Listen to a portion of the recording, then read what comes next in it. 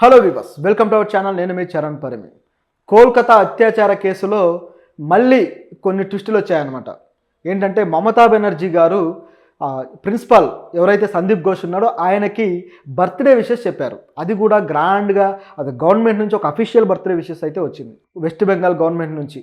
So Mamata Banerjee గారికి పర్సనల్గా ఆ వ్యక్తి మీద అంత ఎందుకు ఇంట్రెస్ట్ వచ్చింది, ఎందుకు ఆ వ్యక్తిని సీఎం గారే ఇలా అప్రిషియేట్ చేయాల్సి వచ్చింది, బర్త్డే విషెస్ చెప్పే అందుకునేంత గొప్ప వ్యక్తి ఆయన. ఒక కాలేజీకి ప్రిన్సిపల్ ఆయన. రాష్ట్రంలో ఇలాంటి కాలేజీలు ఎన్నో ఉన్నాయి. సో ప్రత్యేకంగా ఈయన బర్త్డే విషెస్ అందుకోవడం ఏంటి సీఎం నుంచి? ఈ క్వశ్చన్ ఎవరికైనా వస్తుంది కదా. అంటే ఈ గవర్నమెంట్కి అలాగే ప్రిన్సిపాల్కి మధ్య ఉండే అనుబంధానికి ఇది ఒక ఉదాహరణ. గవర్నమెంట్కి ఆయన ఏ విధంగా ఉపయోగపడితే ఇట్లా ఆవిడ బర్త్డే విషెస్ స్పెషల్గా ఆయనకు చెప్పాల్సి ఉంటుంది అని. దీంతోపాటు ఈ ఇన్సిడెంట్కి సంబంధించి కూడా కొన్ని ఇంటర్నల్ సీక్రెట్స్ ఉన్నాయి. అంటే ఈ డాక్టరు అలాగే దీనికి సంబంధించి ఈ ఇన్సిడెంట్ తర్వాత ఇప్పుడు అల్లర్లు జరుగుతూ ఉన్నాయి కదా. సో ఈ టైంలో దాదాపు ఒక 43 మంది డాక్టర్స్ని ట్రాన్స్ఫర్లు చేసేశారు. ఎందుకంటే అందరూ ఒకే చోట ఉంటే ఈ అల్లర్ల కారణమవుతుందనే ఉద్దేశంతో ఈ విధంగా ఇక్కడ నుంచి ట్రాన్స్ఫర్ చేసేసారనమాట. ఎవరి డీటెయిల్స్ తెలియకూడదు, ఎందుకంటే వీళ్ళ పాత్ర కూడా ఈ ప్రిన్సిపల్ గారి ఏవైతే అకృత్యాలు ఉన్నాయో వీటిల్లో ఉంది అనేది ఇక్కడ ఉన్న న్యూస్. అంటే కొంతమంది ధర్నాలు చేసే డాక్టర్లు, అలాగే కొంతమంది ప్రిన్సిపాల్కి సపోర్ట్గా ఉన్న డాక్టర్లు, ఇలా ఎవరెవరు ఉన్నారో వీళ్ళందరినీ ట్రాన్స్ఫర్ చేసి పడేశారనమాట. అంటే ఎవరు కూడా దీన్ని ఇష్యూ చేయడానికి స్కోప్ లేకుండా చేయడానికి ట్రై చేశారు. సో ఇది ఇక్కడ జరిగింది. అయితే ఇక అనేక ఉన్నాయి. అలాగే నిందితుడికి సంబంధించి కూడా కొన్ని విషయాలు అయితే బయటకు వచ్చాయి. అది కూడా మనం మాట్లాడదాం. ముఖ్యంగా ఈ సందీప్ ఘోష్ గురించి చెప్పాలంటే ముఖ్యంగా ఈ టాపిక్ సీఎం గారు ఆయనకు విష్ చేసిన టాపిక్. ఇది 2022లో ఆయన బర్త్డే రోజు గవర్నమెంట్ నుంచి అఫీషియల్ లెటర్ హెడ్ ఉంటుంది కదా, ఆ లెటర్ హెడ్ మీద ఈ విధంగా విష్ చేస్తూ ఆవిడ లెటర్ ఇచ్చారు అఫీషియల్గా. అందులో ఆయనకి బర్త్డే విషెస్ చెబుతూ మీ డ్రీమ్స్ నెరవేరాలని, అలాగే మీకు సక్సెస్ అందుకోవాలని, అలాగే లైఫ్ హెల్త్ అంతా కూడా బాగుండాలి అని చెప్పేసి ఆవిడ విష్ చేస్తూ వచ్చారనమాట. అది ఇందులో జరిగిన సంఘటన. సో ఆయన ఇక్కడ రాజీనామా చేసి ఇమీడియట్గా తెల్లవారి వేరే దగ్గరకు పోస్టింగ్ ఎందుకు వచ్చిందనే దానికి ఇది ఒక క్లారిటీ. ఎందుకంటే రాజీనామా చేసిన వాడికి తెల్లవారేసరికి వేరే చోట పోస్ట్ ఎలా ఇస్తారు? పైగా ఇక్కడ జరిగిన అత్యాచారానికి బాధ్యత తీసుకొని నేను రాజీనామా చేస్తున్నానని ఆయన చెప్పాడు. అంత బాధ్యత తీసుకొని రాజీనామా చేసిన వాడిని 2 రోజులు ఇంట్లో కూర్చోబెట్టాలి. కానీ అలా చేయకుండా ఆయనకు పోస్టింగ్ రావడం అనేది ఆ సీఎం గారి ప్రాధాన్యత ఉంది, ఆవిడ పాత్ర ఉంది అని చెప్పేసి మనం ఇన్ని రోజులు మాట్లాడుతూ వచ్చాం. అది ఇప్పుడు రూఢి అయిపోయింది, ఖచ్చితంగా ఆవిడ పాత్ర ఉంది అని. సో ఇది ఒక క్లారిఫికేషన్. అయితే మరో క్లారిఫికేషన్ ఏంటంటే ఈయన మీద పోలీసు ఎంక్వైరీ కూడా, పోలీసులు ఈయన వాంగ్మూలం తీసుకోవడానికి, ఎందుకంటే ప్రిన్సిపాల్గా ఆయన వాంగ్మూలం ఇవ్వాల్సి ఉంటుంది కదా ఈ సంఘటన మీద, ఆయన వాంగ్మూలం తీసుకోవడానికి కూడా 3 రోజులు టైం తీసుకున్నారు. 3 రోజుల తరువాత వాంగ్మూలం తీసుకున్నారు. సో అన్ని రోజుల పాటు ఆయన్ని సేఫ్గా ఉంచడానికి, అసలు ఆయన పేరు ఇక్కడ రాకుండా ఉండడానికే వీళ్ళు ఎక్కువగా ప్రాధాన్యత ఇచ్చారు.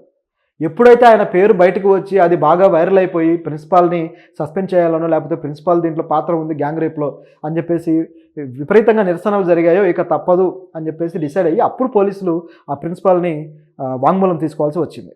ఇది ఇక్కడ జరిగిన సంఘటన. సో ఎంతమంది ఎన్ని వ్యవస్థలు ఈయనను కాపాడుతున్నాయో చూస్తుంటే ఆశ్చర్యం వేస్తుంది. అసలు ఏంటి ఈయన ప్రాధాన్యత? అసలు ఈ గవర్నమెంట్కి ఏ విధంగా ఈయన ఉపయోగపడ్డాడు? ఈయన చేసే ఔషధాల స్కాముల్లో ఏమైనా గవర్నమెంట్కి పాత్ర ఉందా అనే డౌట్ కూడా వస్తుంది. ఎందుకంటే గవర్నమెంట్లో సగం మంది డబ్బులు ఎలా దొబ్బుతారయ్యా అంటే వచ్చే పథకాల్లోనే. ఏదో పథకంలో చేతులు దడపడం, ఈ విధంగా డబ్బులు కరిగించడం, సామాన్యులకు చేరాల్సినవి చేరకుండా చేయడం.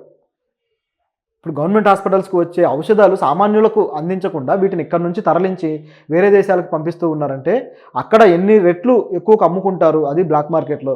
అక్కడ నుంచి ఎంత డబ్బులు వసూలు చేసుకొని వీళ్ళు జేబులు నింపుకుంటారు అనేది చూడాలి మరి ఇంకా. సో దాంట్లో ఏమైనా పాత్ర ఉందనే డౌట్ అయితే వస్తుంది. అలాగే ఆర్గాన్ ట్రాఫికింగ్ కూడా, ఆవిడ మేనల్లుడు ఎవరైతే ఉన్నారో ఆయన కూడా దీంట్లో పాత్ర ఉంది అని చెప్పేసి చాలా రోజులుగా డిస్కషన్ అయితే జరిగింది. సో ఇందులో భాగంగానే వీళ్ళందరి అనుబంధం ఒకటే అనే ఏమన్నా రూఢి చేయడానికి ఇలాంటి పనికొస్తాయి మనకి. అలాగే ఇందులో క్రిమినల్ సంజయ్ రాయ్ ఎవరైతే ఉన్నారో, ఆ రేప్ చేసిన వ్యక్తి, సో ఇతని గురించి కూడా కొన్ని విషయాలు ఆసక్తికరమైనవి తెలిసాయి.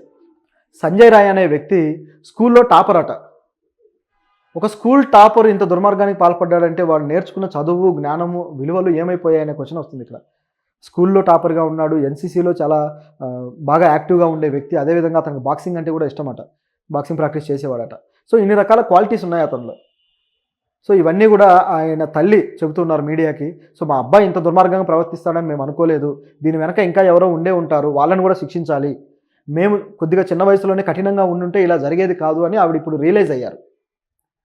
ఈ రియలైజేషనే తల్లిదండ్రులకు రావాల్సింది. మొక్కై వంగనిది మానై వంగున అని చెప్పేసి మనకు తెలుగులో ఒక సామెత ఉంది. సో వీడు మొక్కగా ఉన్నప్పుడే వ్యధవేషాలు వేసినప్పుడు కంట్రోల్ చేసి ఉంటే ఇక్కడ దాకా వచ్చి ఉండేది కాదు. స్కూల్ టాపర్ అయినా వీడి బుద్ధి ఎందుకు ఇంత అరాచకంగా ఇంత చీప్గా ఉంది అనేది గమనించి చూస్తే స్కూల్లో నేర్చుకునే చదువు ఎంత డొల్ల చదువు మనకు అర్థమవుద్ది. అంటే మనం కేవలం మార్కులు వచ్చే చదువును మాత్రమే చదువుతున్నాము, కనీసం నైతిక విలువలు, ఆదర్శాలు, జీవిత ఆదర్శాలు, ఒక రెస్పాన్సిబిలిటీతో కూడిన ఎటువంటి జ్ఞానాన్ని మనం పొందడం లేదు ఈ స్కూల్ విద్యలో అనే దానికి ఇది ఒక ఎగ్జాంపుల్. మన ఇండియన్ ఎడ్యుకేషన్ సిస్టంలో ఉండే అతిపెద్ద డ్రాబ్యాక్ ఏంటయ్యా అంటే కేవలం మార్కుల వ్యవస్థ మాత్రమే మన దగ్గర ఉండటం. గ్రేడ్లు, మార్కులు, ర్యాంకులు, టాప్ ర్యాంకర్లు, సో వాళ్ళని మాత్రమే గొప్పగా చూసే ఒక సంస్కృతి వచ్చింది. వేరే ఏదైనా విషయంలో ప్రతిభ చూపించేవాడు ఫూల్ లాగా చూస్తారనమాట చిన్న వయసులో. పెద్దవాడై పేరు తెచ్చుకొని డబ్బు సంపాదిస్తే మళ్ళీ వాడు గొప్పోడే, కానీ స్కిల్స్ను చూపించినప్పుడు మాత్రం ఫూల్స్ లాగా చూస్తుంటారు పిల్లల్ని తల్లిదండ్రులు. చుట్టూ ఉన్న సొసైటీ కూడా అదేవిధంగా. మార్కులు వచ్చినోడేమో గొప్ప, అందులో కూడా 99 మార్కులు వచ్చినోడు కూడా ఏడుస్తూ ఉంటాడు, నాకు ఆ ఒక్క మార్క్ ఎందుకు రాలేదని. వీడికి 99 వచ్చినందుకు వాడి స్కూల్లో ఎంతమంది ఏడుస్తున్నారో అది చూడాలి ముందు.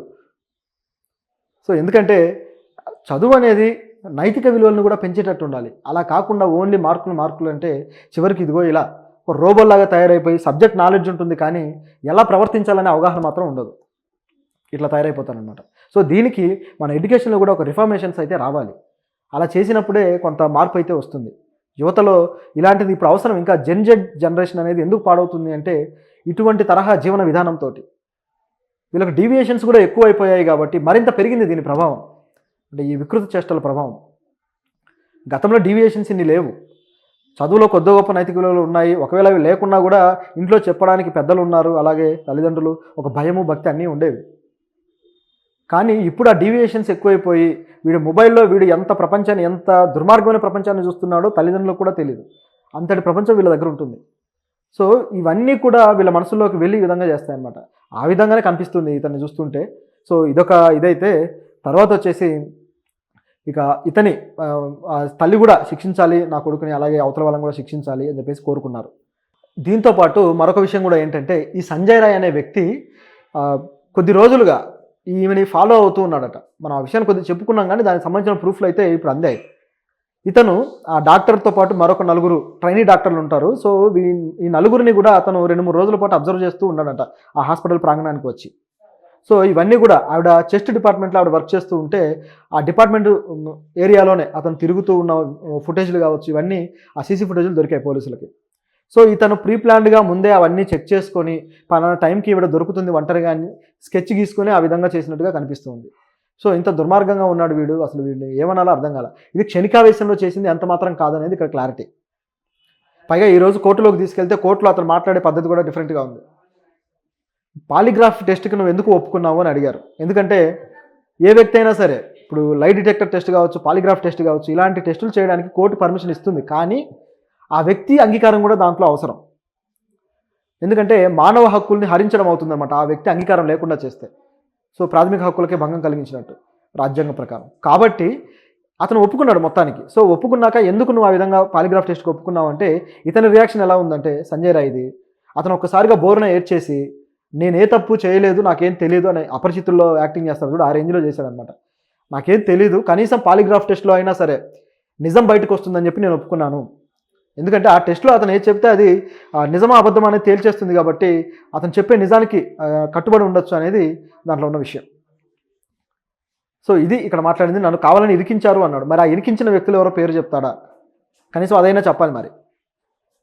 సో ఇది ఒక డౌట్ఫుల్గానే ఉంది ఇతని ప్రవర్తన అంతా చూస్తుంటే. మరి ఇక ఏం జరగబోతుంది అనేది ఇంకా చూడాలి. అయితే దీంట్లో మరిన్ని క్వశ్చన్లు ఉన్నాయి, ముఖ్యంగా ఈ మమతా బెనర్జీ గారికి సంబంధించి. మమతా బెనర్జీ గారు ఈ విషయంలో బాగా కార్నర్ అయిపోయారు. ఆవిడ మీద విమర్శలు వచ్చాయి, ప్రతిపక్షాల నుంచి అన్ని వైపుల నుంచి విమర్శలు వచ్చాయి. కానీ మమతా బెనర్జీ గారు ఇట్లా ఇంత నెగిటివ్ ఇమేజ్ తెచ్చుకున్నా సరే ఇప్పటిదాకా అమిత్ షా గారు ఆవిడ్ని గట్టిగా మాట్లాడింది లేదు. మీరు ఎవరికి సపోర్ట్ చేస్తున్నారు, ఆ డాక్టర్కి ఎందుకు పోస్టింగ్ ఇచ్చారు, అనేక విషయాలు ఉన్నాయి లాజిక్స్. ఏ ఒక్కటి కూడా మన అమిత్ షా గారు మాట్లాడట్లేదు. నిజానికి ఆయన మాట్లాడే హక్కు ఉంది కదా. రక్షణ వ్యవస్థలు దెబ్బతింటున్నాయి అంటే ఇక్కడ ఎవరు స్పందించాలి? పైగా సిబిఐకి కూడా ఇచ్చారు. సో కేంద్ర మంత్రి స్పందించాల్సిన బాధ్యత ఉందా లేదా? కేంద్ర హోమ్ మినిస్టర్. కానీ ఆయన స్పందించలేదు. మొదట్లో వీళ్ళకి శిక్ష పడాల్సిందే అని చెప్పేసి క్యాజువల్గా ఆయన మాట్లాడాడు ఒక నిరసన జరిగినప్పుడు, అంతే తప్ప ఇక వేరేగా మాట్లాడలేదు. ఇంత ఈవిడ పాత్ర ఉంది, పైగా అక్కడ వీళ్ళు ప్రతిపక్షం బీజేపీ అయినా సరే మాట్లాడకపోవడానికి కారణం ఏంటి అనేది ఇక్కడ ఒక బిగ్ క్వశ్చన్. దీంతోపాటు మోదీ గారు, ప్రధానమంత్రి మోదీ గారు ఇప్పటిదాకా ఈ విషయాన్ని గురించి ఆవిడ సంఘీభావం తెలుపుతూ మాట్లాడింది లేదు, అలాగే ఈ నిరసనకు మద్దతు తెలుపుతూ మాట్లాడింది లేదు, అలాగే మమతా బెనర్జీ గారి గవర్నమెంట్ చేస్తున్న అకృత్యం గురించి మాట్లాడింది లేదు. ఓవరాల్గా దీని గురించి ఆయన ఒక్క మాట మాట్లాడింది లేదు. పిల్లలకు పరీక్షలు వస్తే మాత్రం డిగ్రీ పరీక్షలు ఎలా రాయాలో చెప్తాడు, మళ్ళీ డిగ్రీలు ఇంటర్లు. ఆయన చదివింది మళ్ళీ డిగ్రీ ఇంటర్లు చదివినట్టుగా సర్టిఫికెట్లు తెచ్చాడు, కానీ మరి చదివారో లేదో తెలియదు. సో ఎందుకు ఇది మాట్లాడాల్సి వస్తుందంటే ఇక్కడ రాజకీయం నడుస్తుంది. మాట్లాడితే ఏ ప్రమాదం వస్తుందో ఆయన ముందే గ్రహించి ఆయన మాట్లాడట్లేదు. రాబోయేది ఏంటయ్యా ప్రమాదం అనేది ఒకసారి మనం ఆలోచించి చూసినా, ప్రస్తుతానికి మమతా బెనర్జీ గారు ఇండియా కూటమిలో పూర్తి స్థాయిగా లేరు. రాహుల్ గాంధీని ప్రధానమంత్రి అభ్యర్థిగా ఆవిడేమీ అంగీకరించలేదు. తననే ప్రధానమంత్రిగా ప్రకటించుకున్న సందర్భం కూడా ఉంది, మోదీకి నేనే పోటీ అని కూడా. తర్వాత మళ్ళీ మోదీని అమిత్ షాని పొగిడిన సందర్భము ఉంది. ఇప్పుడు ఇండియా కూటమిలో పూర్తి స్థాయిలో లేకుండా తటస్థంగా ఉన్నారు కాబట్టి ఒక రకంగా సో ఆవిడతోటి మనకు అవసరం పడుతుంది పార్లమెంట్లో అనే ఉద్దేశంతో సైలెంట్ అయ్యారేమో అనేది ఇక్కడ కనిపిస్తున్న సీన్ ఓవరాల్గా. అలాగే మమతా బెనర్జీ గారి మీద కూడా ఒక విమర్శ లేకపోగా ఆవిడ ప్రభుత్వం మీద కూడా అంటే లోకల్గా బీజేపీ పార్టీ శ్రేణులు ఉంటారు కదా, వీళ్ళు కూడా పెద్దగా విమర్శిస్తున్న దాఖలాలు లేవు. సో ఇది ఇక్కడ ఉన్న ఒక క్వశ్చన్. ఎందుకు ఆవిడ్ని వీళ్ళు సేఫ్గా కాపాడుతున్నారా అనే డౌట్ అయితే వస్తుంది. రాష్ట్రపతి పాలనని ప్రజలు గోల చేస్తున్నారు, కానీ ప్రతిపక్షాల నుంచి ఎవరు రాష్ట్రపతి పాలన అనలేదు. ఇది ఇక్కడ జోక్. ఎందుకంటే ఎక్కడ ఏది చిటుక్కుమన్నా సరే రెస్పాండ్ అయ్యే మోదీ గారు కర్ణాటక ఎలక్షన్లో అక్కడికి వెళ్ళేసి కేరళలో 30,000 మంది అమ్మాయిలు మిస్ అయ్యారని చెప్పి స్పీచ్లు ఇచ్చిన వ్యక్తి. అటువంటి వ్యక్తి ఇక్కడ ఒక అమ్మాయి అన్యాయంగా దాడికి గురై చనిపోయింది, అదేవిధంగా ఆ హాస్పిటల్లో శవాలను అమ్ముకుంటున్నారు, ఔషధాల అక్రమాలు జరుగుతున్నాయి అంటే ఇంతవరకు రెస్పాన్స్ లేదు. సుప్రీంకోర్టు కూడా దూషిస్తుంది. అసలు ఈ దేశంలో ప్రజల్లో ఎప్పటి నుంచో గూడు కట్టుకొని ఉన్న ఆక్రందన ఆవేదన ఇప్పుడు బయటకు వస్తుంది అని చెప్పి సుప్రీంకోర్టు కూడా వ్యాఖ్యానిస్తుంది, కానీ ప్రధానమంత్రి గారికి మాత్రం రియాక్ట్ అవ్వట్లేదు. మణిపూర్ విషయంలో కూడా ఆయన ఇప్పటిదాకా రియాక్ట్ అయిన దాఖలాలు లేవు. ఆయన మాట్లాడించడానికి చాలా కుస్తీలు పడాల్సి వచ్చింది ఈ ప్రతిపక్షాలు, అప్పటికి కానీ స్పందించలేదు.